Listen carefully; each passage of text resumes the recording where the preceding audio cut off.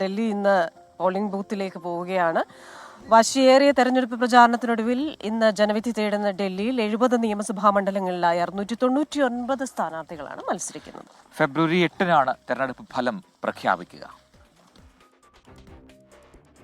1.56 കോടി വോട്ടർമാർ, 72.36 ലക്ഷം സ്ത്രീകളും 1267 ഭിന്നലിംഗക്കാരും, 13,766 പോളിംഗ് സ്റ്റേഷനുകൾ. ഭിന്നശേഷിയുള്ളവർക്കായി 733 പോളിംഗ് സ്റ്റേഷനുകളുണ്ട്. പോളിംഗ് സ്റ്റേഷനുകളിലെ തിരക്ക് അതേസമയം അറിയാൻ തെരഞ്ഞെടുപ്പ് കമ്മീഷൻ ക്യൂ മാനേജ്മെന്റ് സിസ്റ്റം ആപ്പും അവതരിപ്പിച്ചിട്ടുണ്ട്. 3ാം തവണയും അധികാരത്തിലേറാമെന്ന പ്രതീക്ഷയിലാണ് ആം ആദ്മി പാർട്ടി. ഡൽഹി പിടിക്കാനാകുമെന്ന പ്രതീക്ഷയിൽ BJP. 2024-ലെ ലോക്സഭാ തെരഞ്ഞെടുപ്പിൽ കോൺഗ്രസും ആം ആദ്മി പാർട്ടിയും ഒരുമിച്ചായിരുന്നു. എന്നാൽ നിയമസഭാ തെരഞ്ഞെടുപ്പിൽ കോൺഗ്രസ് ഒറ്റയ്ക്കാണ്. ന്യൂഡൽഹി മണ്ഡലത്തിൽ നിന്നും മുൻ മുഖ്യമന്ത്രി അരവിന്ദ് കെജ്രിവാളും കൽക്കാജി മണ്ഡലത്തിൽ നിന്ന് മുഖ്യമന്ത്രി അതിഷിയും മത്സരിക്കുന്നു.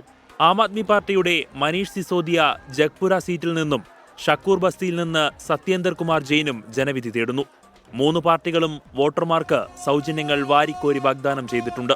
സ്ത്രീകൾക്ക് 2100 രൂപ മുതൽ 2500 വരെ പ്രതിമാസ ഗ്രാന്റ്, പ്രായമായവർക്ക് സൗജന്യ ആരോഗ്യ പരിരക്ഷ, സൗജന്യ വൈദ്യുതി യൂണിറ്റുകൾ എന്നിവയാണ് വാഗ്ദാന പട്ടികയിൽ.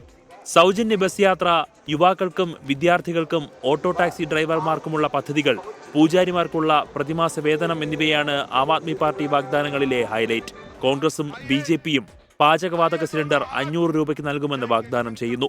ഗർഭിണികൾക്ക് 21,000 രൂപ BJP വാഗ്ദാനം ചെയ്യുമ്പോൾ തൊഴിൽ രഹിതർക്ക് പ്രതിമാസം 8,500 രൂപയാണ് കോൺഗ്രസിന്റെ വാഗ്ദാനം. Research desk 24.